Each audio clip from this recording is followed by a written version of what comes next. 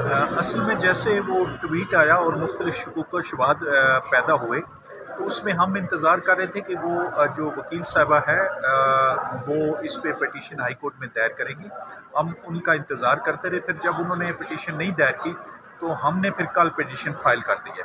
इसमें हमारी simple prayer है कि जो बुशरा बीबी साहिबा हैं उनका उनके पर्सनल डॉक्टर जो आसिफ यूसुफ साहब हैं उनसे मेडिकल चेकअप करवाया जाए, ताकि जो भी है वो चेकअप के बाद चीज़ सामने आ जाए, और अगर इलाज मुआवजे की ज़रूरत है तो वो भी फिर इंशाल्लाह हमने प्रेयर की है कि उनका उस तरीके से इलाज मुआवजा किया जाए।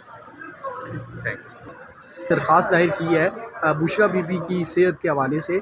तो ये हम 3-4 दिन पहले से भी देख रहे थे कि एक खातून वकील का भी ट्वीट था 15 तारीख का, तो आज 20 फरवरी हो गई है। तो ये आप दरख्वास्त आपने इतनी देर से क्यों दी है? उस दरख्वास्त में है क्या, ज़रा बताइए। असल में जैसे वो ट्वीट आया और मुख्तलिफ शकूक व शुबहात पैदा हुए, तो उसमें हम इंतज़ार कर रहे थे कि वो जो वकील साहिबा है वो इस पे पिटीशन हाई कोर्ट में दायर करेंगी। हम उनका इंतज़ार करते रहे, फिर जब उन्होंने पिटीशन नहीं दायर की तो हमने फिर कल पिटीशन फ़ाइल कर दी है। इसमें हमारी सिंपल प्रेयर है कि जो बुशरा बीबी साहिबा हैं उनका उनके पर्सनल डॉक्टर जो आसिफ यूसुफ साहब हैं उनसे मेडिकल चेकअप करवाया जाए, ताकि जो भी है वो चेकअप के बाद चीज़ सामने आ जाए, और अगर इलाज मुआवजे की ज़रूरत है तो वो भी फिर इंशाल्लाह हमने प्रेयर की है कि उनका उस तरीके से इलाज मुआवजा किया जाए।